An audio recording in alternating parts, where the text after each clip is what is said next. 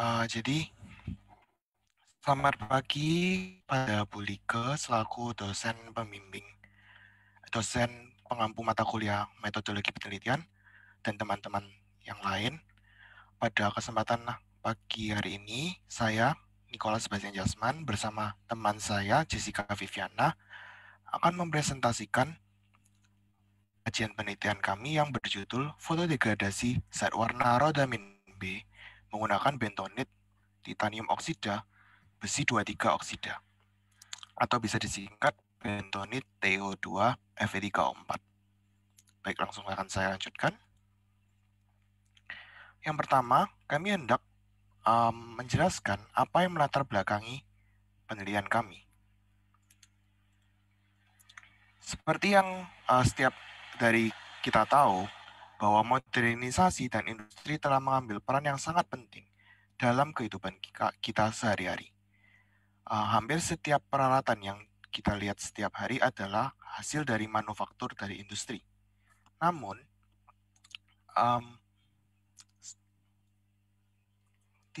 apabila industri tidak mengolah limbahnya dengan baik, maka limbah tersebut dapat mencemari lingkungan. Salah satu industri yang menghasilkan limbah adalah industri tekstil. Industri tekstil merupakan industri yang dapat menghasilkan wastewater, di mana wastewater tersebut mengandung zat warna yang mungkin sudah tidak terpakai. Pada kesempatan kali ini, kami akan meneliti khususnya mengenai zat warna rodamin B yang terdapat pada limbah industri dari tekstil.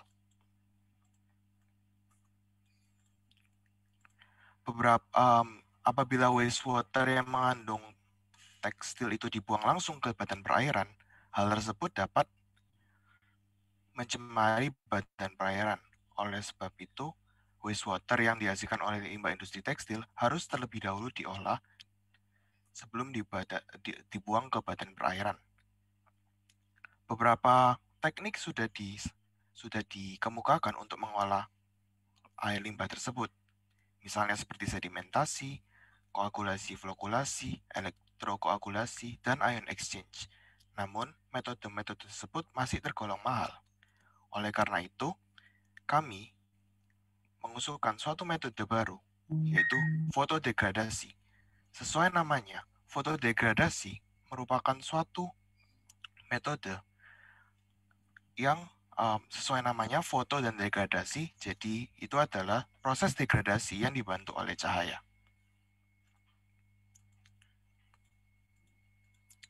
Sama layaknya dengan reaksi kimia biasa, fotodegradasi dapat dipercepat dengan menggunakan katalis. Katalis yang akan kami pakai pada eksperimen kami nantinya adalah katalis komposit, yaitu titanium oksida besi 23 oksida bentonit. Nah, apa yang melatar belakangi kami untuk memilih senyawa-senyawa ini sebagai katalis kami? Yang pertama, untuk titanium oksida sendiri merupakan suatu senyawa yang memiliki efektivitas fotokatalitik yang tinggi serta aman dalam media aqueous atau air. Kemudian berikutnya, mengapa kami memilih besi 23 oksida? Besi 2 oksida itu adalah senyawa yang dapat dikompositkan dengan titanium oksida, dan senyawa hasil komposit tersebut memiliki band gap yang cukup besar yang nantinya dapat digunakan sebagai fotokatalis. Lalu ada bentonit. Jadi bentonit ini merupakan suatu padatan yang banyak dijumpai di Indonesia. Diperkirakan bahwa cadangan bentonit yang terdapat di Indonesia adalah sekitar 380 juta ton. Selain itu, bentonit juga memiliki properties penting seperti sifat ion exchange dan sifat katalitik pada permukaannya. Untuk presentasi berikutnya akan dilanjutkan oleh teman saya. Selanjutnya mengenai rumusan masalah. Yang pertama, bagaimana karakteristik dari fotokatalis itu tadi? yang bentonit TiO2 Fe3O4. Lalu yang kedua, bagaimana pengaruh konsentrasi zat warna rhodamine D, intensitas lampu UVA dan UVC, dan konsentrasi fotokatalis terhadap degradasi fotokatalis zat warna rhodamine B. Yang ketiga, bagaimana pengaruh penggunaan sinar matahari terhadap degradasi fotokatalis zat warna rhodamine B. Yang keempat, bagaimana kombinasi konsentrasi zat warna rhodamine B, intensitas lampu UVA dan UVC, serta konsentrasi fotokatalis terbaik yang dapat memberikan efektivitas degradasi fotokatalis zat warna rhodamine B terbesar. Selanjutnya, tujuan penelitian.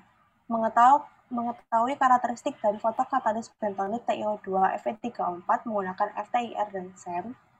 Yang kedua, mengetahui pengaruh konsentrasi zat warna rhodamine B, intensitas lampu UVA dan UVC, serta konsentrasi fotokatalis terhadap degradasi fotokatalis zat warna rhodamine B dengan katalis bentonit TiO2 Fe3O4. Yang ketiga, mengetahui pengaruh sinar matahari terhadap proses degradasi fotokatalis zat warna rhodamine B dengan katalis bentonit TiO2 Fe3O4. Lalu, mengetahui kombinasi konsentrasi zat warna rhodamine B, intensitas lampu UVA dan UVC, serta konsentrasi fotokatalis yang paling efektif dalam degradasi fotokatalis zat warna rhodamine B dengan katalis bentonit TiO2 Fe3O4.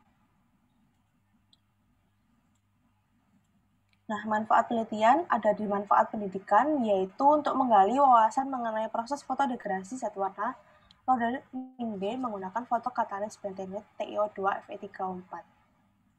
Selanjutnya, tentang manfaat bagi lingkungan, yaitu mendapatkan metode penurunan kadar zat warna dalam limbah yang lebih murah dan efisien melalui proses fotodegradasi yang dapat dilakukan untuk pengolahan limbah industri dengan menggunakan katalis bentonit TiO2 Fe3O4 sehingga limbah yang dihasilkan diproses lebih cepat, efektif, dan aman bagi lingkungan hidup.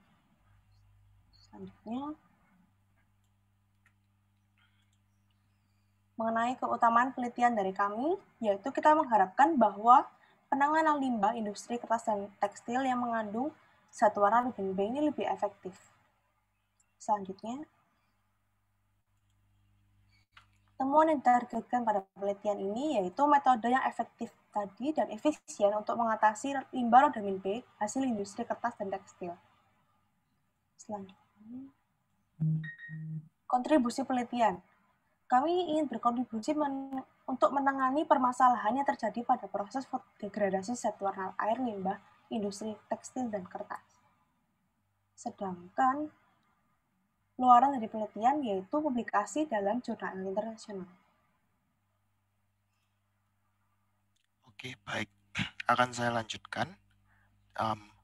Saya akan lanjutkan. Jadi pertama, kami akan menjelaskan beberapa tinjauan pustaka yang menjadi patokan dari kami untuk melaksanakan penelitian kami. Yang pertama adalah metode dari fotodegradasi itu sendiri.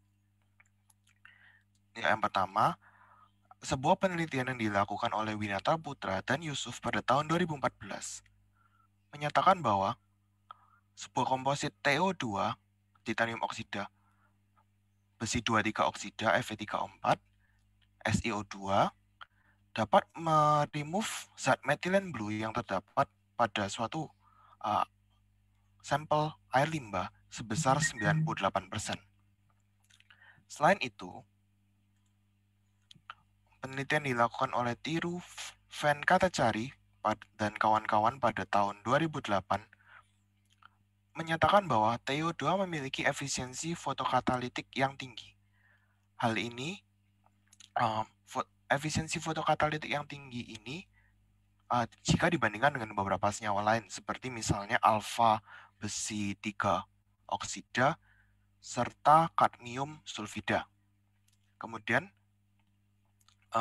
TiO2 juga dinilai sangat aman dan stabil dalam media air. Kemudian untuk yang ketiga adalah penelitian yang dilakukan oleh Yang dan Yang pada tahun 2018 yang menyatakan bahwa TiO2 dapat di-recycle. Jadi pada penelitian yang dilakukan oleh Yang and Yang ini, TiO2 dipakai sebagai fotokatalis untuk removal zat warna dalam waktu 30 menit. Pada eksperimen yang pertama, removal yang didapatkan adalah sekitar 98,5%. Dan pada percobaan yang ke-8, removal zat warna hanya turun sebesar 2%, yaitu di sekitar angka 96,5%. Hal ini sudah dapat menunjukkan bahwa TiO2 merupakan fotokatalis yang cukup stabil dan dapat di-recycle penggunaannya. Kemudian, ini adalah tinjauan pustaka kami mengenai pembacaan spektra FTIR dari beberapa senyawa. Yang pertama adalah senyawa, apabila dapat dilihat di bagian kiri, ini adalah hasil pembacaan untuk komposit titanium oksida besi 23 oksida. Di sini terdapat beberapa gugus fungsi. Yang pertama adalah adanya pembacaan sinyal di sekitar panjang bilangan gelombang 1300 cm/-1 yang merupakan indikasi adanya gugus fungsi ikatan Ti dan O. Kemudian ada sinyal juga pada sekitar bilangan gelombang 500 yang merupakan indikasi adanya ikatan besi dengan oksida atau besi dengan oksigen. Kemudian di kanan adalah hasil pembacaan FTIR untuk bentonit murni. Pada bentonit murni ditemukan adanya suatu gugus fungsi di sekitar bilangan gelombang 900 yang merupakan gugus fungsi ikatan silikon dengan oksida. Kenapa kok bisa ada SiO pada ada pembacaan gugus fungsi SiO? Hal ini dikarenakan SiO silikon atau silika adalah mineral yang paling banyak dijumpai di dalam batuan. Dan bentonit sendiri itu merupakan suatu mineral yang banyak ditemukan pada batuan sedimen. Salah satu penyusun terbesar dalam batuan sedimen adalah mineral silika atau yang memiliki rumus kimia kuarsa yaitu SiO2. Itu mengapa pada pembacaan citra bentonit terdapat ikatan SiO. Kemudian saya akan melanjutkan mengenai efek intensitas UV. Jadi ada suatu penelitian dilakukan oleh Mamun dan kawan-kawannya pada tahun 2015 yang menyatakan bahwa yang menggunakan TiO2 untuk removal zat warna. Ditemukan bahwa untuk intensitas UV rendah pada sekitar 0 hingga 20 mW per cm persegi, didapatkan bahwa laju fotodegradasi berbanding secara linear atau lurus dengan intensitas cahaya dari UV. Kemudian untuk intensitas cahaya UV 20-25 mW per cm persegi, didapatkan bahwa laju fotodegradasi hanya berbanding dengan akar kuadrat dari intensitas UV. Jadi di sini pengaruh dari intensitas UV semakin kecil. Kemudian berikutnya untuk intensitas UV di atas 25 mW per cm persegi, didapatkan bahwa laju fotodegradasi sudah independen terhadap intensitas UV. Kenapa hal ini bisa terjadi? Dikarenakan TiO2 hanya memiliki sisi aktif yang jumlahnya tidak banyak, sehingga saat sudah sisi aktif itu sudah maka intensitas UV yang ditambah tidak akan menambah laju fotodegradasi. Selanjutnya akan dilanjutkan oleh teman saya. Baik, selanjutnya mengenai tinjauan efek fotokatalis zat warna. Rizkyani et al. Pada 2018 melakukan penelitian mengenai fotodegradasi zat warna remazole brilliant blue dengan katalis bentonit Fe2O3. Pada penelitian tersebut dilakukan penentuan kondisi optimum fotodegradasi baik kondisi pH, massa fotokatalis, waktu iradiasi, dan konsentrasi zat warna remazole brilliant blue. Dari hasil variasi konsentrasi fotokatalis zat warna didapatkan bahwa Semakin tinggi konsentrasi fotokatalis dan konsentrasi zat warna, maka semakin tinggi pula zat warna yang terdegradasi. Namun, ketika kondisi optimum telah tercapai, di mana konsentrasi fotokatalis optimum adalah 100 mg katalis dan konsentrasi zat warna optimum adalah 200 ppm, penambahan konsentrasi fotokatalis maupun konsentrasi zat warna melebihi kondisi optimum akan menurunkan kemampuan degradasi terhadap zat warna.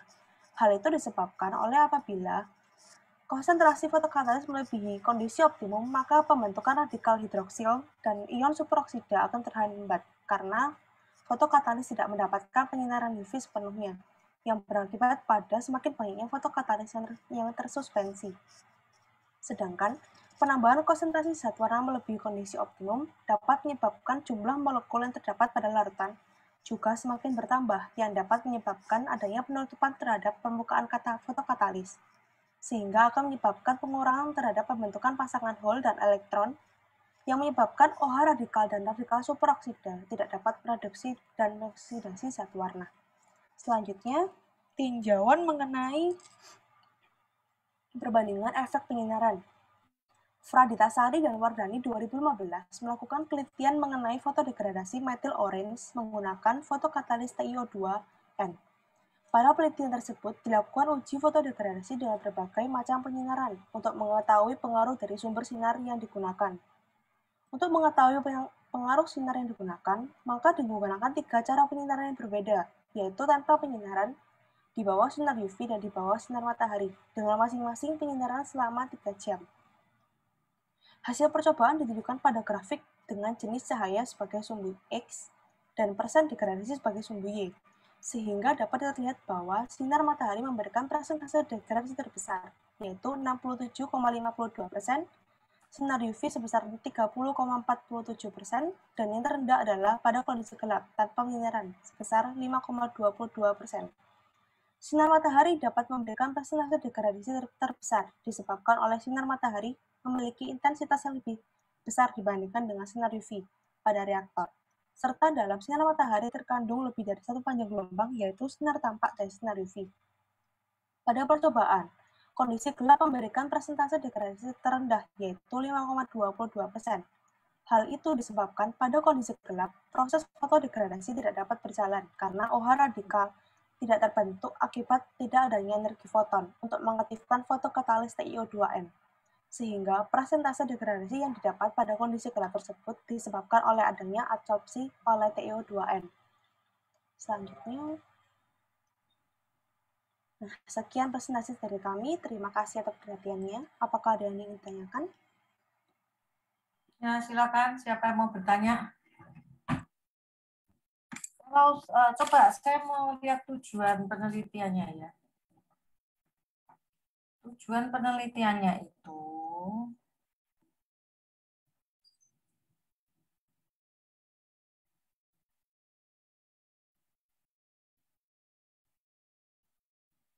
nah ini. Kalau kita lihat kan ada 4 ya. Iya, Bu Lika. Iya, itu nggak terukur ini ya. Jadi kamu nggak bisa menggunakan mengetahui gitu, nggak bisa. Mengetahui itu apa ukurannya? Sudah tahu gitu. Kan nggak bisa. Ya, jadi kalau kamu itu ingin ini kan belajar tentang karakteristik dari fotokatalisnya, lalu melihat konsentrasi zat warnanya, intensitasnya lampu, serta konsentrasi fotokatalis terhadap degradasi fotokatalis zat warna dengan katalis bentonit. Kemudian pengaruh sinar matahari terhadap proses degradasi. Kan ini, bukannya pengaruh sinar matahari, lalu satunya lagi kombinasi konsentrasi, intensitas, serta konsentrasi fotokatalis yang paling efektif. Jadi kamu harus mengganti kata mengetahui itu ya dengan sesuatu yang lebih terukur, oke? Baik, Bu Lika. Terima kasih. Nah, terus kemudian kamu pakai bentonit TiO2 F3O4. Itu Ini bentuk apa? Bentuk aktivasi atau pilarisasi ya?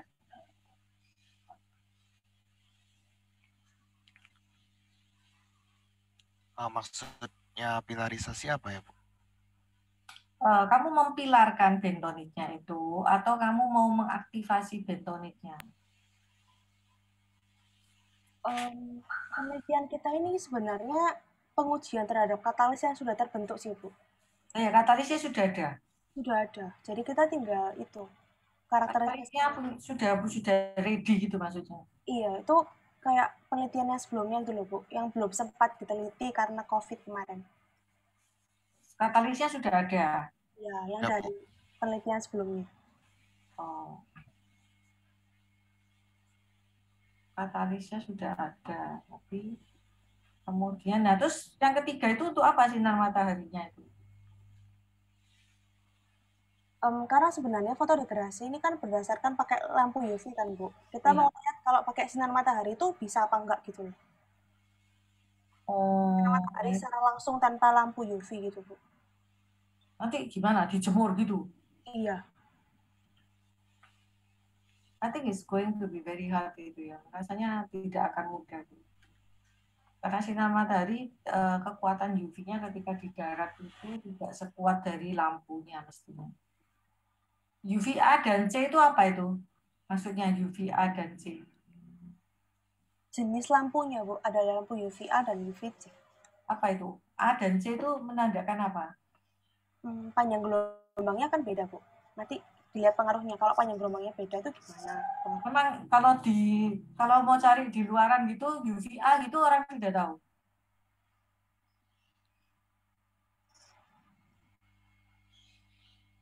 Saya mau beli lampu UV, saya bilang UVA gitu yang jualan sudah langsung tahu. Ada jenisnya sih, Bu. Loh lah ya, maksudnya A dan C di sini itu terminologinya kamu sendiri atau itu adalah market brand?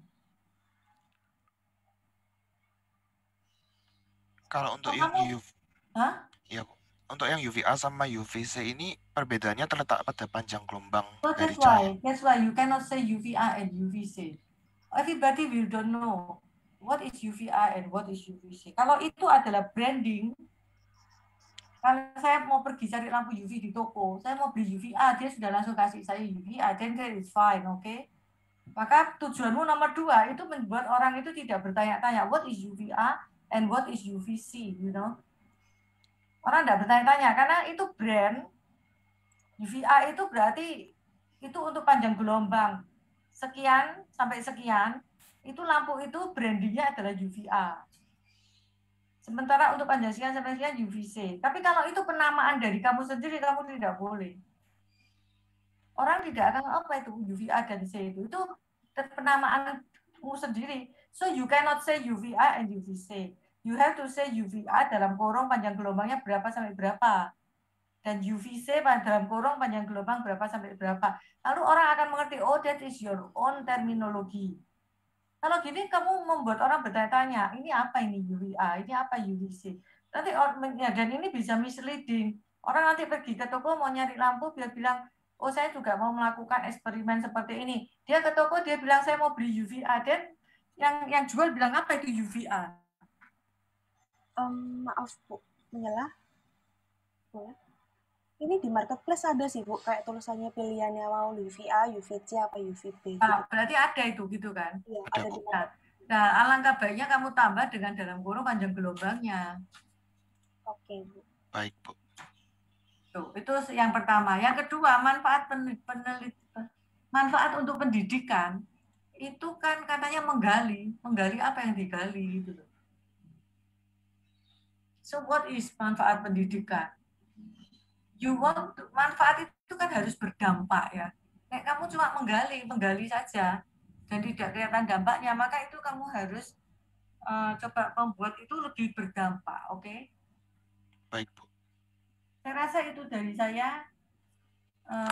Yang lain ada yang mau bertanya enggak?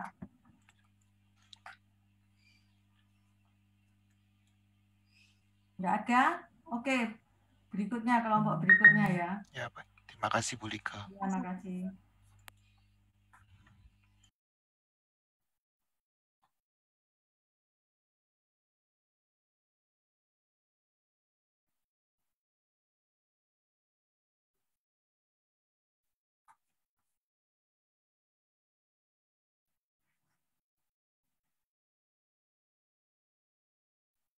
Kelompok berikutnya adalah Ferenska.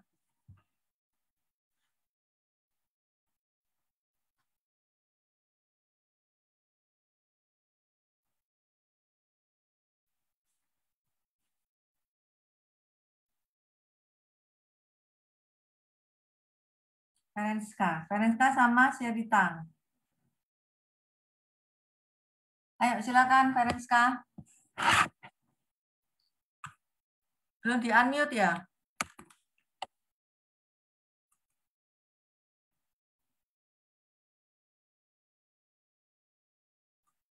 Loh, hilang deh ini Ferenska ini.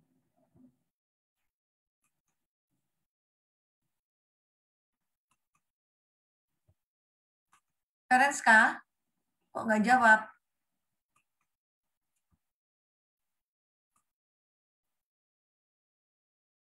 Oh, terlempar ya? Shelita juga nggak kelihatan, Bang.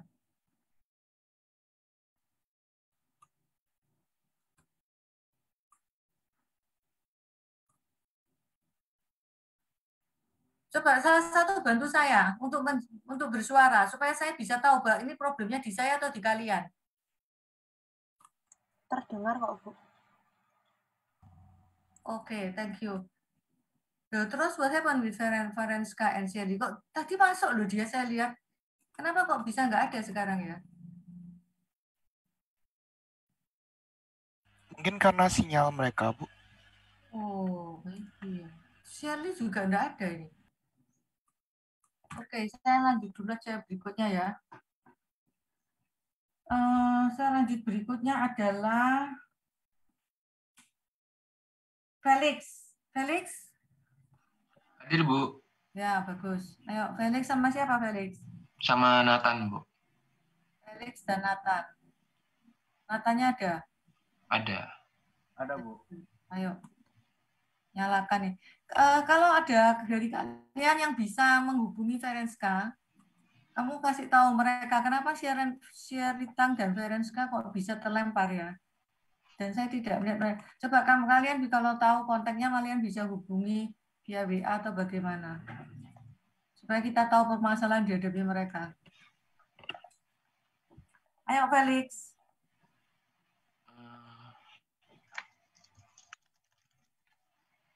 Ya, Bu, sebentar kami share.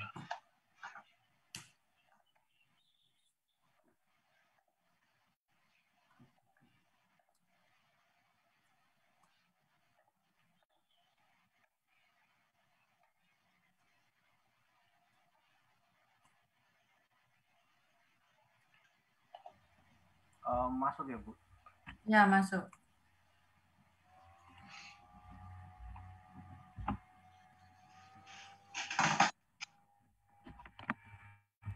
Ya, selamat pagi Bu Lika dan selamat pagi teman-teman. Kali ini akan mempresentasikan tentang pemanfaatan limbah plastik menjadi bahan bakar alternatif. Kelompok kami ada saya, Nathan Tobianto, dan Felix Abraham. Untuk latar belakangnya, limbah plastik merupakan masalah utama yang ada di Indonesia karena jumlahnya akan terus meningkat setiap tahunnya, dan menurut riset diperkirakan setiap orang akan menggunakan 170 kantong plastik setiap tahun dan sekitar 500 miliar sampai 1 triliun untuk... Bentar ya Nathan, sebentar. Kamu ini apa, gagasan utama ya? Gagasan tertulis, Bu. Oh, sorry, gagasan tertulis ya. Oh ya, oke, kamu GT, oke.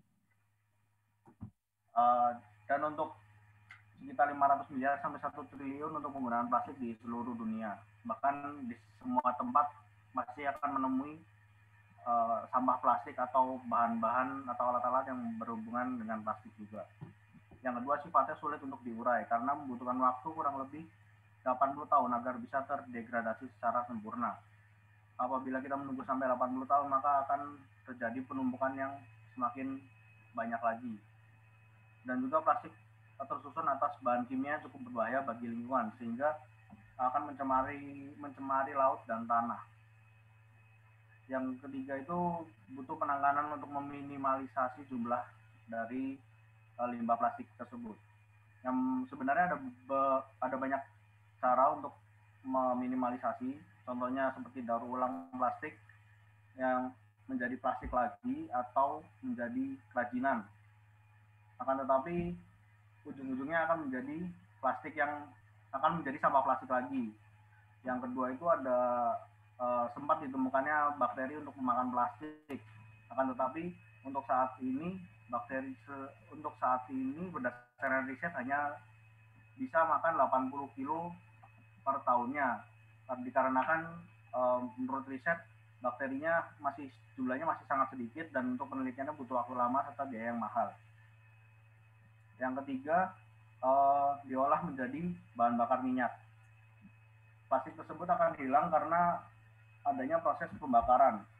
Menurut Hakim tahun 2012, konversinya bisa mencapai 60% atau lebih tergantung dari jenis plastik dan penambahan zat kimia lainnya. Masalah utamanya yaitu plastik dan kelangkaan bahan bakar minyak. Solusinya itu ya melalui pirolisis akan menghasilkan bahan bakar alternatif tersebut. Selain untuk bisa meminimalisasi jumlah sampah plastik, metode ini juga bisa meningkatkan taraf hidup orang banyak karena akan membuka lapangan pekerjaan dan juga menjadi solusi bagi kelangkaan bahan bakar tersebut. Karena minyak bumi adalah sumber daya yang tidak dapat diperbarui dan jumlahnya terbatas, sehingga semua kegiatan yang dilakukan manusia juga akan menggunakan bahan bakar, seperti contohnya kendaraan bermotor untuk memasak dan lainnya. Rumusan masalahnya yaitu yang pertama, bagaimana cara penanganan limbah plastik agar dapat dimanfaatkan sebagai bahan bakar alternatif. Yang kedua, bagaimana pengaruh suhu dan waktu dalam menentukan kondisi optimum pada proses pirolisis limbah atau plastik jenis kresek. Yang ketiga, bagaimana pengaruh massa jenis terhadap kualitas bahan bakar hasil pirolisis. Untuk tujuannya sendiri yaitu yang pertama untuk menentukan kualitas bahan bakar hasil pirolisis dengan bahan bakar murni. Yang kedua, untuk mengembangkan informasi mengenai bahan bakar alternatif sebagai bahan bakar pengganti minyak bumi. Yang ketiga, untuk mengurangi jumlah limbah plastik yang ada di Indonesia. Selanjutnya kita masuk ke tinjauan pusaka. Limbah plastik, definisi dari limbah plastik sendiri yaitu merupakan polimer rantai panjang atom yang mengikat satu sama lain. Rantai ini membentuk molekul berulang atau monomer. Plastik yang umum terdiri dari polimer karbon dengan oksigen, nitrogen, klor, atau belerang. Plastik merupakan material yang tidak dapat terdekomposisi secara alami atau non-biodegradable, sehingga setelah digunakan material bahan baku plastik akan menjadi sampah dan sulit teruraikan oleh mikroba tanah dan akan mencemari lingkungan. Berikut adalah identifikasi jenis-jenis plastik. Jadi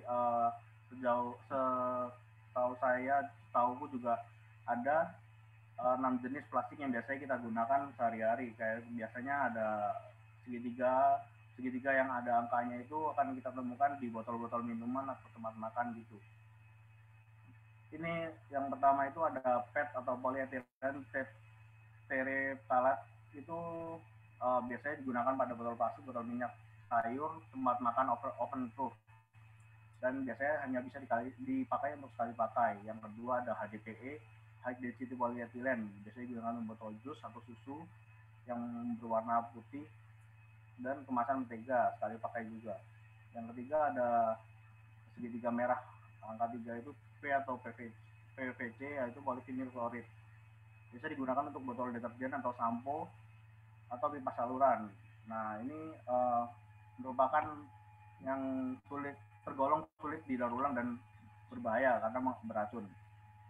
Yang keempat itu ada LDPE atau low density polyethylene. Kantong biasa kita temukan, ini yang biasa kita pakai sehari-hari, yaitu kantong kresek belanja, pembungkus makanan segar, atau botol yang dapat ditekan. Ini adalah jenis plastik yang akan digunakan pada proses pirolisis di gagasan terbit ini. Karena sulit dihancurkan tapi tetap baik untuk makanan. Yang kelima ada polipropilen, pembungkus biskuit, botol minuman dan obat, pilihan terbaik untuk bahan plastik penyimpanan makanan dan minuman. Yang keenam ada polistirin, yang styrofoam itu dihindari karena mengandung racun juga. Sifat plastik itu ada dua, yaitu termoplastik dan termosetting. Termoplastik itu bahan plastik yang bila digunakan untuk membuat material tertentu dapat didaur ulang dan dapat dibuat jadi material lain melalui proses pemanasan. Contohnya yaitu polietilen, polipropilen, nilon, polikarbonat. Yang kedua itu ada thermosetting. Thermosetting itu plastik yang jika dibuat dalam material tertentu tidak dapat dicairkan atau didaur ulang. Contohnya melamin formaldehid. Kemudian bahan bakar minyak merupakan bahan yang jika dibakar dapat menghasilkan energi yang menjadi penggerak atau sumber energi kerja mekanik secara terkendali. Contohnya berupa bensin, solar, minyak tanah, dan lain-lain. Next. Kemudian ini tabel yang membedakan bahan bakar minyak berdasarkan jumlah atom C-nya dan titik didihnya. Masing-masing memiliki kegunaannya masing-masing. Seperti gas pada C1 sampai C4, minyak tanah C11 sampai C14, minyak solar C15 sampai 17. Next. Pirolisis merupakan proses dekomposisi kimia bahan organik melalui proses pemanasan. Seperti gambar yang tertera, pirolisis akan memecah hidrokarbon rantai karbon panjang pada polimer plastik menjadi hidrokarbon rantai pendek, yang kemudian molekul-molekul ini didinginkan yang akan menjadi fase cair, gas, dan padat. Next. Ini merupakan gambaran singkat. Jadi nanti sampahnya akan dimasukkan kepada tangki reaktor dan akan terjadi proses pirolisis, kemudian akan dikondensasi agar dapat terpisah-pisah menjadi premium, solar, dan minyak tanah berdasarkan titik didihnya. Next. Kemudian proses konversi limbah plastik.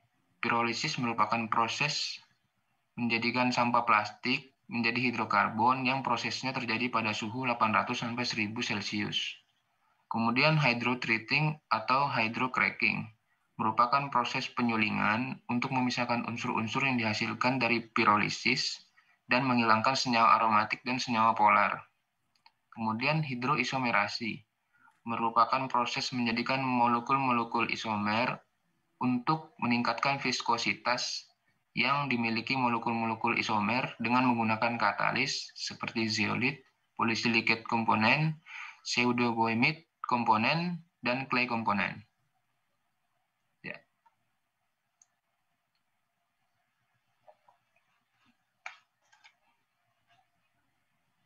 Oke, Nathan dan Felix, kamu kan bikin gagasan tertulis ya? Iya.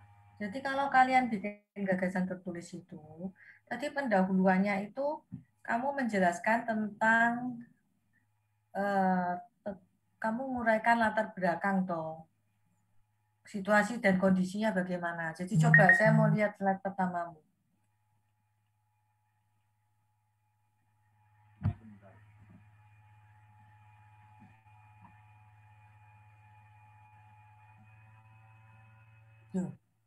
Ke slide pertama coba, lama kenapa? Bentar Bu, ada error bentar Bu.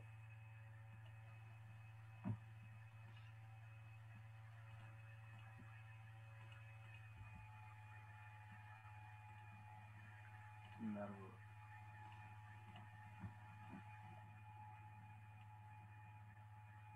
Jadi untuk yang menyerahkan gagasan tertulis, ya kan?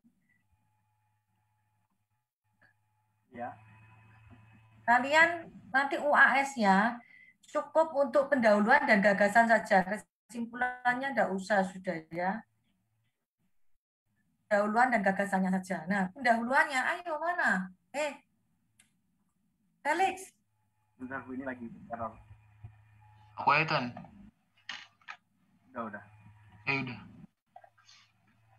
Nah, kalau kamu mau bicara tentang pendahuluan, kamu mau menguraikan latar belakang, kamu kan mau menunjukkan di situ ada masalah utama di Indonesia, ya kan?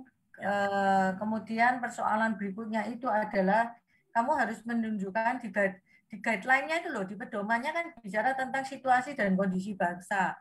Masa kamu harus jelaskan situasinya kenapa sampah plastik itu berapa sekarang? Berapa ton di Indonesia, dan Indonesia masuk urutan keberapa di dunia. penghasil sampah plastik itu loh. Lalu kemudian itulah yang membuat kamu mengangkat gagasan ini kan. Jadi harus ada data. Mana datamu mana? Ayo slide berikutnya. Datanya itu ada untuk di Indonesia 300 sampai 400 ton untuk yang tahun 2019. Nah iya, kamu harus memasukkan data itu. Kamu mana datanya? Nggak ada di sini kan? Nggak dicantumkan di sini Bu, tapi di laporannya ada. Jadi data itu harus ada. Itu satu. Apa yang menyebabkan? Data, kalau kamu punya jenis-jenis data, apa jenis-jenis plastiknya di sampah itu ada dari hasil risetnya orang dan sebagainya, kamu tulis di situ. Jadi informasi yang mendukung. Kemudian tujuan dan besarnya manfaat apa? Tujuannya apa? Tujuan dan manfaatnya apa? Rumusan masalah itu tidak ada, Nggak ada. Gagasan tertulis itu tidak usah rumusan-rumusan masalah. Ngerti? Kamu itu baca itu harus teliti. Nggak ada rumusan masalah. Bukan riset kok. Di latar belakang saja kamu cukup menjelaskan situasi, kondisinya apa, permasalahannya apa. Itu aja dengan data-data pendukung. Ya, yang lainnya ya, yang bikin gagasan tertulis, dengarkan ini. Lalu kemudian, terus tujuannya, tujuan dan manfaat yang ingin dicapai apa dengan gagasanmu itu. Untuk menentukan kualitas bahan bakar. Nggak keliru, tak? Untuk mengembangkan informasi mengenai bahan bakar alternatif, untuk mengurangi jumlah limbah plastik. Kalau untuk mengurangi jumlah limbah plastik yang ada di Indonesia itu iya. Itu termasuk pada kamu mau tujuannya kamu mau ngurangi. Ngurangi untuk apa? Untuk menjadi produk yang mempunyai nilai tambah. Kan gitu. Terus gagasanmu apa? Mana lihat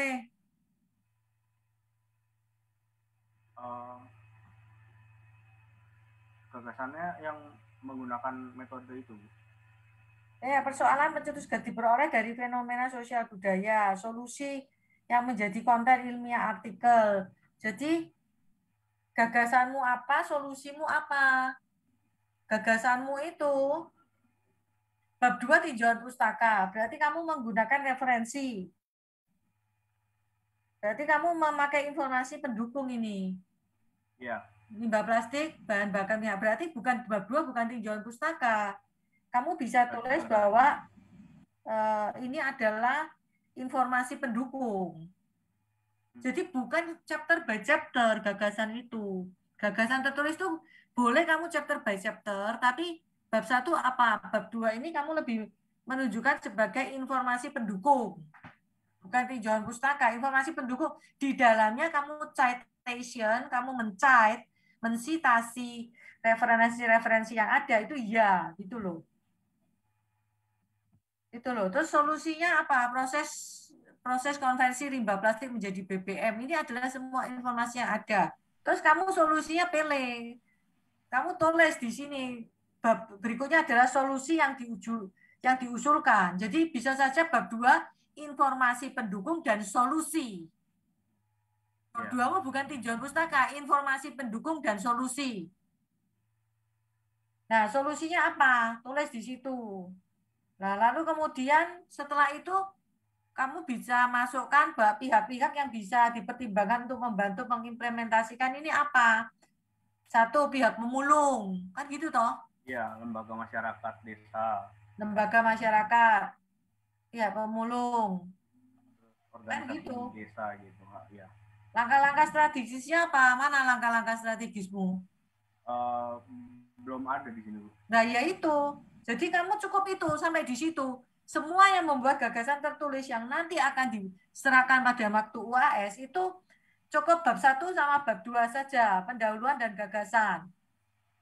Oh ya. Kalau enggak ya bab 2-mu kamu tulis gagasan toh. Bab 1 kamu kan bicara pendahuluan, bab 2 ini gagasan. Gagasanmu itu punya subbab. Subbabnya apa? Subbabnya adalah informasi pendukung.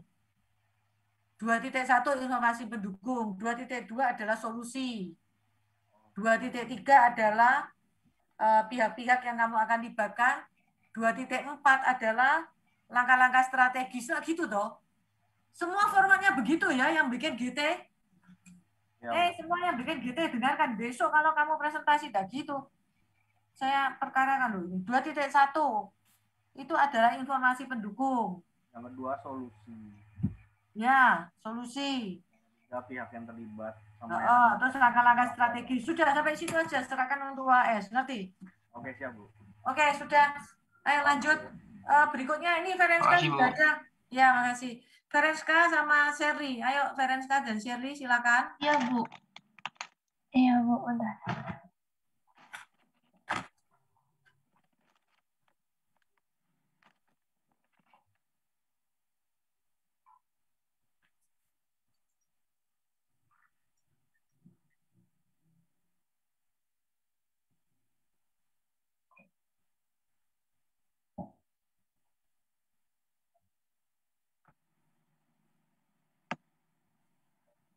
Ya. Sudah, ayo. Oke, ya, selamat pagi Bu Like dan teman-teman. Saya dan Sherly akan mempresentasikan judul penelitian kami, yaitu pengurangan karbon footprint pada kultivasi mikroalga, utilisasi energi surya. Presentasi ini akan membahas mengenai pendahuluan dan tinjauan pustaka dari penelitian ini. Next. Jadi pertama yang melatar belakangi penelitian ini adalah jejak karbon di lingkungan kita yang sangat banyak. Nah, salah satunya itu karena diakibatkan oleh penggunaan energi listrik konvensional yang menggunakan bahan bakar fosil, di mana menghasilkan CO2 melalui reaksi pembakarannya. Gas CO2 sendiri merupakan gas rumah kaca yang menimbulkan efek rumah kaca sehingga terjadi pemanasan global. Dengan terjadinya pemanasan global ini, pemanfaat energi terbarukan tuh menjadi salah satu solusi untuk menggantikan energi listrik konvensional ini. Energi surya sendiri itu akan dikonversi menjadi energi listrik, di mana tidak ada reaksi pembakaran yang diperlukan, sehingga tidak menghasilkan emisi gas CO2. Kultivasi mikroalga sendiri, khususnya spirulina, telah dilakukan oleh Clementio dan Aloysius pada tahun 2020. Penelitian tersebut menggunakan energi konvensional dan menguji intensitas cahaya yang optimal untuk pertumbuhan spirulina, di mana ditemukan yield tertinggi didapatkan pada intensitas 6.000 lux, yaitu 0,8659 gram per liter. Akan tetapi kultivasi spirulina platensis menggunakan energi surya belum ada yang mempelajari, sehingga penelitian ini perlu dilakukan. Next.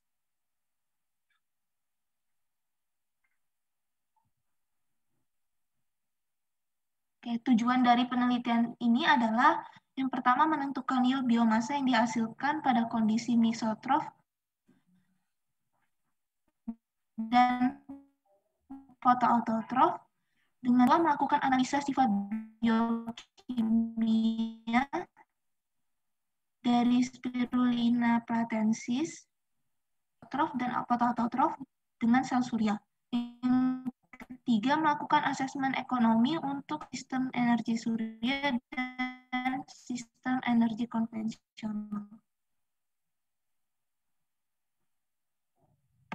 Kemudian untuk manfaat penelitian dalam bidang lingkungan, penelitian ini bermanfaat untuk mengurangi carbon footprint di lingkungan melalui kultivasi spirulina platensis dengan energi sel surya sebagai sumber listrik.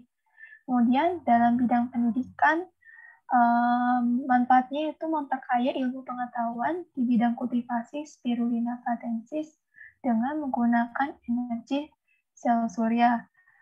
Lalu temuan penelitiannya itu diharapkan dapat menemukan intensitas cahaya yang optimal untuk menghasilkan yield biomasa yang terbaik dari kultivasi spirulina platensis dengan energi sel surya sebagai sumber listriknya, dan memperoleh perbandingan nilai ekonomi antar penggunaan energi sel surya dan energi listrik konvensional. Keutamaan penelitian ini yaitu pengurangan carbon footprint dengan kultivasi spirulina dapat memanfaatkan energi surya sebagai sumber listrik selama prosesnya. Lalu kontribusi penelitian yaitu sebagai referensi dalam melakukan penelitian sejenis dan dapat diterapkan oleh masyarakat atau industri untuk mengolah limbah melalui kultivasi spirulina patensis dengan menggunakan energi sel suryanya. Luaran penelitiannya itu dapat dipublikasikan dan menjadi referensi bagi penelitian selanjutnya. Lalu untuk tinjauan pustakanya, yang pertama, Pereira 2019 itu melakukan penelitian tentang kultivasi spirulina dengan nutrien whey keju dari industri susu. Variabel yang digunakan yaitu konsentrasi whey keju dengan 0%, 2,5%, 5%, dan 10%.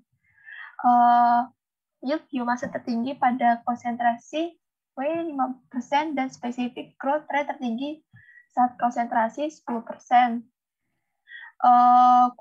Di dalam penelitian ini ditemukan bahwa kultur misotropik itu lebih baik dibandingkan dengan kultur fototrop karena saat ada penambahan nutrien menghasilkan biomasa yang tinggi dibandingkan dengan fototrop.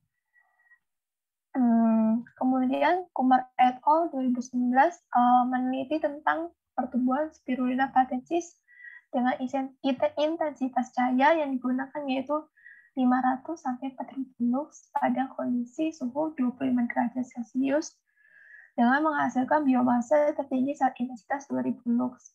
Dan penelitian dengan intensitas cahaya itu tidak menunjukkan hal spesifik di mana dalam range 500 sampai 4000 lux itu terjadi peningkatan secara eksponensial.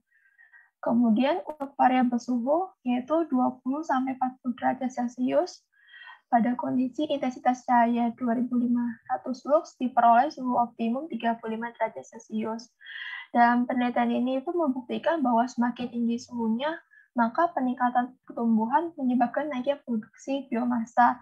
Tapi pada penelitian ini, suhu 40 derajat Celcius tidak mengalami pertumbuhan yang eksponensial, terbukti dengan temperatur yang tinggi tidak mendukung pertumbuhannya.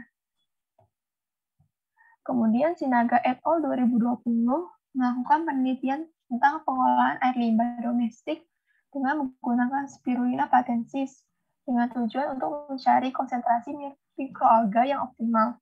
Di antara 5%, 15%, dan 25% diperoleh nilai COD terbesar saat hari ke-10 yaitu pada konsentrasi mikroalga 5% dengan perolehan persen removal yaitu 45,5%. Tetapi jika dilihat dalam persen removal COD untuk seluruh konsentrasinya yaitu dia mengalami persen removal tertinggi saat konsentrasi mikroalga 25% dengan persennya itu 59,23. Jumlah biomasa yang dihasilkan tertinggi pada konsentrasi mikroalga 25%. Dan dapat disimpulkan jika semakin besar konsentrasi mikroalga tersebut, maka semakin besar juga jumlah biomasa yang dihasilkan.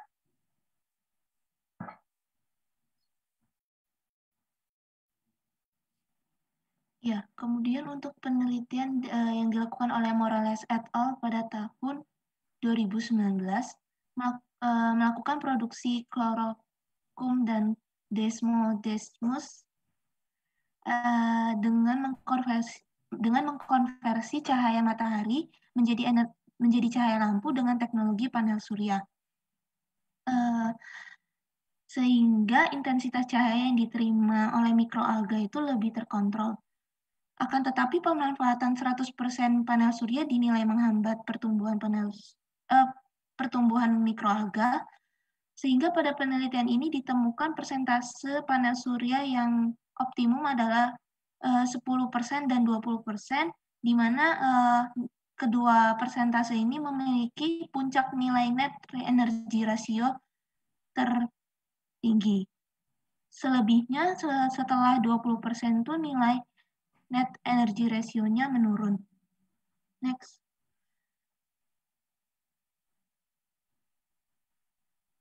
Selanjutnya penelitian budidaya mikroalga dengan sumber energi listrik panel surya untuk fotobioreaktornya itu dilakukan oleh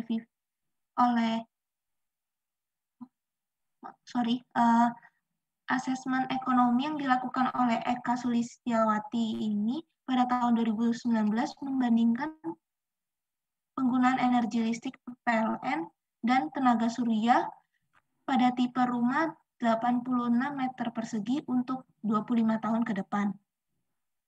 Penelitian berdasarkan nilai total investasi dan pembangunan sistem dan payback periodnya.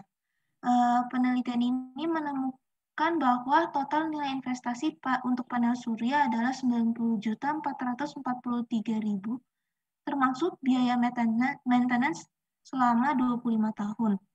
Dengan total daya keluaran dari panel surya 358 kWh per bulan, dengan asumsi ini hanya memenuhi 65% kebutuhan energi listrik rumah, maka panel surya menghemat 52% biaya listrik dan payback periodnya selama 22 tahun. Next. Ya, selanjutnya penelitian mikroalga dengan energi listrik panel surya untuk fotobioreaktor dilakukan oleh Vivin Infarati pada tahun 2020. Perencanaan sistem pembangkit listrik tenaga surya 150 watt peak terbukti dapat memenuhi kebutuhan energi listrik fotobioreaktor yang memiliki beban listrik sebesar 45,18 watt. Daya keluaran panel surya disimpan dalam baterai saat daya yang dihasilkan melebihi kebutuhan fotobioreaktor. Ya, penggunaan energi listrik dari panel surya terbukti mengurangi emisi CO2 di lingkungan. Penelitian oleh Saurabh Kumar pada tahun 2018 menemukan total energi yang dibutuhkan untuk membangun sistem panel surya mulai dari produksi bahan dan instalasi maintenance adalah 8.493,16 kWh, di mana CO2 yang dihasilkan setara dengan 0,98 kg CO2 per kWh. Dengan begitu, untuk panel surya menghasilkan emisi CO2 secara tidak langsung adalah 237,8 kg per tahun.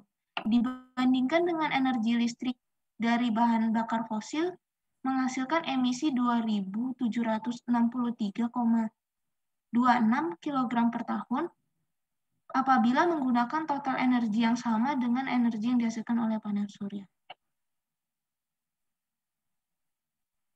Ya, sekian dari presentasi kami. Terima kasih. Oke, kita lihat ke manfaatnya ya. Keutamaan penelitiannya disampaikan nggak ya tadi ya? Iya, Bu. Manfaatnya mana?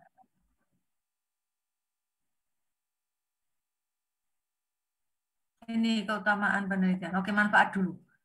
Manfaatnya mengurangi carbon footprint di lingkungan melalui kultivasi. Tidak melalui kultivasi. Justru kita mau kultivasi spirulina itu pada waktu kita kultivasi, kita mengurangi carbon footprint-nya. Jadi mengurangi carbon footprint-nya bukan melalui kultivasi.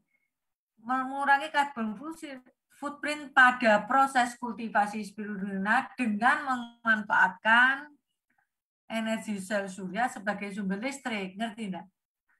Iya, Bu. Jadi itu kamu kurangi carbon footprint because you are using the solar cell energy pada kultivasinya. Jadi bukan carbon footprint-nya dikurangi karena kamu melalui kultivasi. Kultivasinya itu justru menghasilkan carbon footprint. Kalau kita pakai listrik kan gitu. Tapi karena kita sekarang mau ganti pakai sel surya, maka carbon footprint-nya akan terreduce, oke? Ya. Itu. Terus kemudian keutamaan penelitian. Keutamaan penelitian, ini kamu mau mengurangi carbon footprint dengan kultivasi ini, kontribusi penelitiannya sebagai referensi dalam melakukan penelitian sejenis untuk ini. Terus satu lagi apa? You contribute untuk memberikan alternatif, ya kamu contribute untuk untuk memanfaatkan biomas mikroalgae itu sebagai bahan tambahan pakan ternak untuk meningkatkan kandungan nutrisi pakan ternak. Jadi kamu punya dua sebetulnya itu. Karena nanti mikroalgaemu itu yang kenapa diuji sifat-sifat biokimianya, karena disitulah kita akan masuk ke formulasi untuk dicampur dengan untuk membuat pakan ternak gitu ya. Dan itu yang nanti akan dikerjakan oleh mahasiswa S2 Biotek gitu ya, yang saya bimbing. Jadi itu masukkan di kontribusi penelitianmu, tidak sebagai referensi saja. Melakukan penelitian sendiri tidak usah, itu coret aja. Justru kontribusi penelitianmu itu lebih cocok kalau kamu mengatakan bahwa kamu biomas kontribusinya itu biomas yang dihasilkan melalui proses kultivasi dengan mengurangi karbon footprint akan dimanfaatkan untuk ini untuk bahan tambahan pakan ternak untuk meningkatkan nilai nutrisi di bahan pakan ternak ya. Oh, iya. Jadi ini bukan, nggak usah sebagai referensi coret saja itu ya. Oke, keluaran penelitiannya kamu boleh dipublikasikan dan ini, oke? Oke. Ada pertanyaan enggak dari yang lain? Enggak ada. Semua sunyi senyap gini ya. Yang tanya cuma saya terus sampai mulutnya capek ini ya. Oke, kalau enggak ada, then we go for Ervan.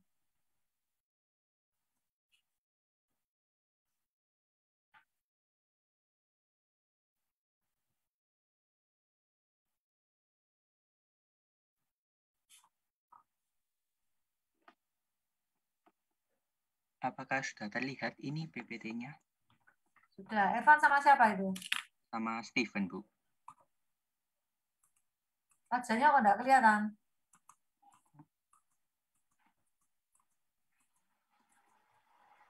Wajah kalian berdua mana? Ini, saya sudah nyalakan. Wah ini. Ervan. Nah, temenmu mana satunya? Saya, Bu. Nah, baru nyala. Oke. Ini apa? Penelitian apa ini? GT? LP. Oh, LP. Oke.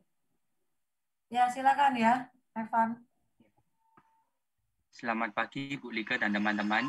Pada pagi hari ini, saya dan Steven akan mempresentasikan penelitian kami yang berjudul enkapsulasi asam askorbat menggunakan sistem emulsi ganda AMA atau biasa disebut dengan sistem emulsi ganda air dalam minyak dalam air.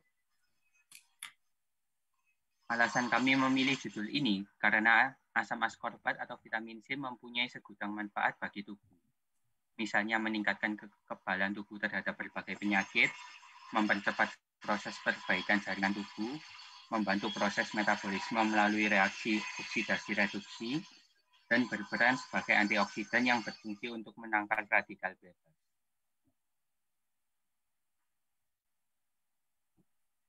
Namun, vitamin C mudah rusak karena pengaruh cahaya, matahari, suhu, dan penyimpanan yang tidak rapat. Selain itu, vitamin C tidak dapat bertahan lama dalam tubuh, yaitu sekitar 4-5 jam saja di dalam tubuh, sehingga diperlukan suatu metode untuk mempertahankan kondisi vitamin C agar dapat bertahan lebih lama. Metode yang kami pilih yaitu enkapsulasi, di mana enkapsulasi terdiri dari berbagai macam teknik. Kami hanya menggunakan salah satu teknik saja, yaitu teknik emulsi ganda AMA, karena teknik ini merupakan teknik yang paling cocok digunakan untuk mempertahankan kondisi vitamin C.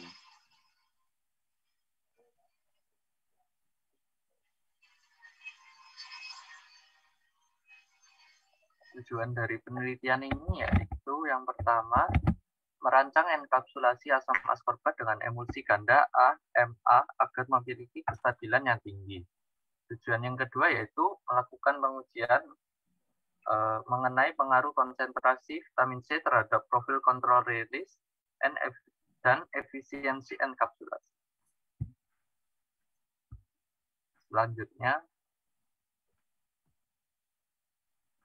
manfaat penelitian. Penelitian ini bisa bagi pendidikan dan bagi industri farmasi. Untuk bagi pendidikannya, penelitian ini dapat digunakan sebagai referensi penelitian yang sejenis dan juga dapat menambah wawasan ilmu pengetahuan yang baru. Selanjutnya, bagi industri farmasi diharapkan agar dapat mendapat produk vitamin C yang dapat mengenkapsulasi vitamin C dengan baik agar memiliki kualitas yang tinggi dan efisiensi yang tinggi. Selanjutnya, keutamaan penelitian ini adalah untuk menemukan komposisi emulsi yang tepat agar memiliki kestabilan yang tinggi. Dan temuan penelitian ini adalah diharapkan dapat memperoleh produk vitamin C dengan enkapsulasi vitamin C yang memiliki efisiensi yang tinggi. Selanjutnya, penelitian ini dapat berkontribusi dalam bidang kesehatan agar produk vitamin C dapat masuk dalam tubuh dan diserap dengan optimal dan baik. Dan untuk luaran dari penelitian ini diharapkan agar jurnal ini dapat dipublikasikan secara umum agar bermanfaat bagi penelitian yang lain. Selanjutnya. Baik, saya akan melanjutkan mengenai tinjauan pustaka dari penelitian kami. Kami mengambil penelitian pertama, yaitu penelitian yang dilakukan oleh Lee et al. Pada tahun 2011, di mana Lee et al. Melakukan penelitian terhadap efisiensi vitamin B2 dan vitamin E dari enkapsulasi whey protein isolate atau biasa disebut dengan WPI, yang menggunakan teknik emulsi ganda AMA atau teknik emulsi ganda air dalam minyak dalam air, di mana variabel yang digunakan dalam penelitian ini adalah rasio WPI dan pengemulsi lipofilik. Pengemulsi lipofilik yang digunakan yaitu ada dua, yaitu guar gum dan gum arabik. Hasil penelitian ini menunjukkan efisiensi dari vitamin B2 dan vitamin E semakin meningkat apabila rasio WPI banding guar gum meningkat. Sedangkan efisiensi dari vitamin B2 dan vitamin E tidak menunjukkan perubahan yang signifikan ketika rasio WPI dan gum arabik ditingkatkan.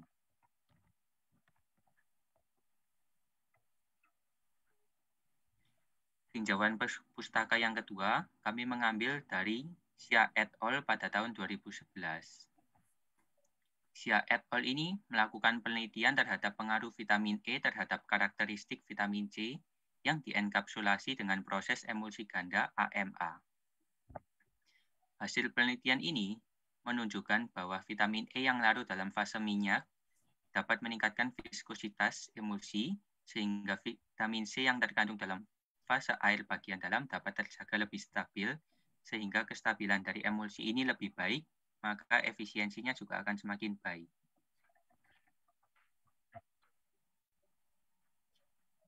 Selanjutnya, penelitian ini dilakukan oleh Japranka et al. Pada tahun 2019. Penelitian ini bertujuan untuk mempelajari pengaruh penambahan gelatin dan natrase pada kestabilan emulsi ganda AMA yang mengandung vitamin C dan E. Kestabilan emulsi ganda ini sangat sulit didapatkan, sehingga perlu dilakukan penelitian. Pada penelitian ini akan digunakan vitamin C dan vitamin E sebagai substansi yang akan dienkapsulasi. Untuk stabilisasi larutan primer AM, emulsi digunakan poliglycerol polisinoleat atau PGPR dan kaprol 10G10O. Dan untuk fase minyak menggunakan medium chain triglycerid MCT dari asam kapur. Selanjutnya akan dibuat variasi massa PGPR dan kaprol 10G10O dengan variasi 1:0, 1:1, dan 1:2. Selanjutnya akan didispersi ke dalam gelatin 1% dan ditambahkan natrase dengan variasi 0,01, 0,1, 0,5, 1, dan 3. Penelitian ini bertujuan untuk menguji kestabilan emulsi. Hasil dari penelitian ini didapatkan bahwa kestabilan paling optimal didapatkan pada variasi PGPR murni atau 1:0 dan tambahan natrase di atas 0,5%. Penelitian selanjutnya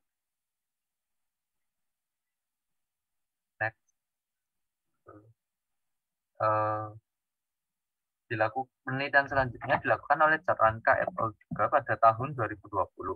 Tujuan penelitian ini untuk membuat dan karakteristik mikrokapsul yang digunakan untuk mengenkapsulasi zat aktif, hidrofilik, dan lipofilik secara simultan. Penelitian ini lebih berfokus pada hasil efisiensi yang akan didapatkan.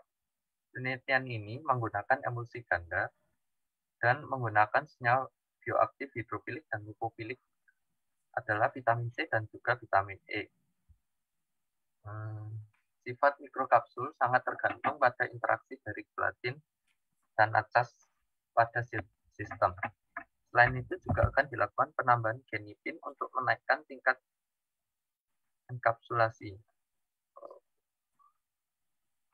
Pada penelitian ini digunakan 3% PGPR untuk penstabil emulsi dan perbandingan gelatin acas besar 2:1 untuk mendapatkan hasil sistem yang optimal. Pada penelitian ini menunjukkan hasil efisiensi enkapsulasi dari vitamin C lebih tinggi daripada vitamin E, yaitu sebesar 97% dan vitamin E sebesar 32%. Dan hasil lainnya juga menunjukkan untuk penambahan genipin akan meningkatkan properties dari mikrokapsul tersebut. Terima kasih. Oke, ada yang mau bertanya? Ada?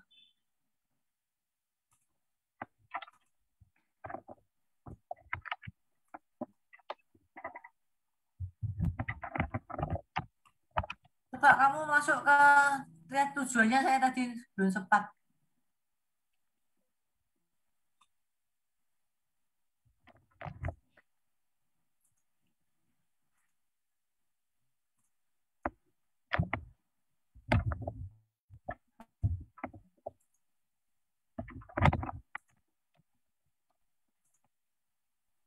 Bentar ya.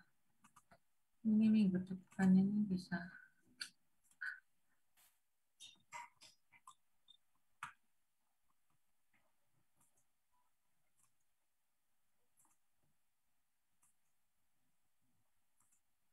Tujuannya merancang enkapsulasi asam askorbat dengan emulsi ganja agar memiliki kestabilan yang tinggi. Melakukan pengujian mengenai pengaruh konsentrasi terhadap profil kontrol. Kamu buat lebih terukur ya. Kamu menguji untuk apa? Untuk mendapatkan apa? Pengaruh konsentrasi terhadap profil kontrol. Oke, ini mungkin masih bisa terukur ini. Merancang enkapsulasi dengan emulsi agar memiliki kestabilan yang tinggi. Oke, bolehlah. Oke, sudah bisa ini. Terus tadi bicara tentang efisiensi mana? Lanjut slide berikutnya. Nah, itu loh. Tadi itu loh, Nah, ini. Temuan memperoleh produk dengan enkapsulasi asam askorbat yang memiliki efisiensi yang tinggi. Maksudnya apa efisiensi yang tinggi itu?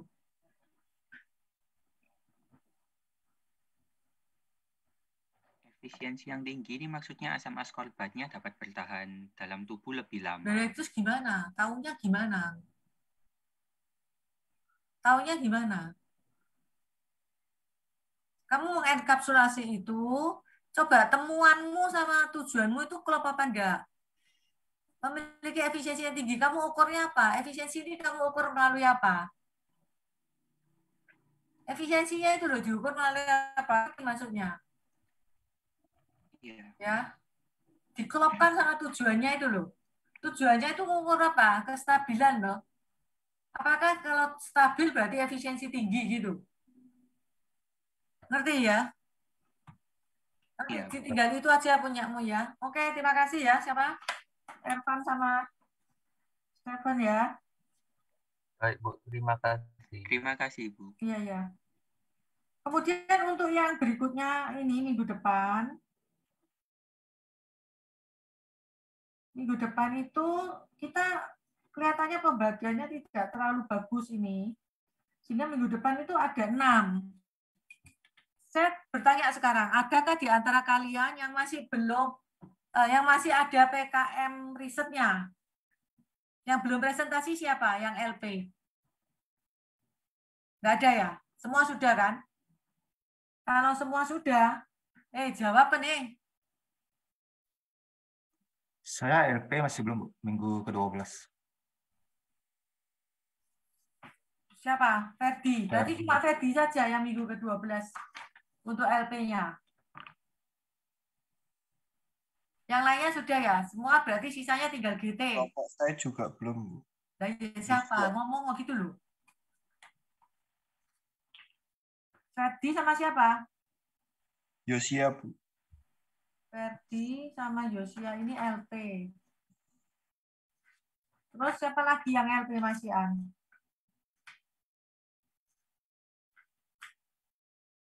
Sudah ya, Ferdi sama Yosia. Berarti yang lain GT ya. Ferdi sama Yosia LP, yang lain GT. Oke, berarti minggu depan ini agak padat, 6 kelompok. Kalau Manu ya mundur GT-nya. Oke, yang GT perhatikan ya, formatnya seperti yang tadi saya kasih tahu itu. Oke, berarti minggu depan alokasinya cuma 15 menit. Alokasinya cuma 15 menit minggu depan ya. Oke, sudah ya. Ini tidak ada presensi karena sudah presensinya online. Oke, makasih ya. Makasih, Bu. Ya. Bu.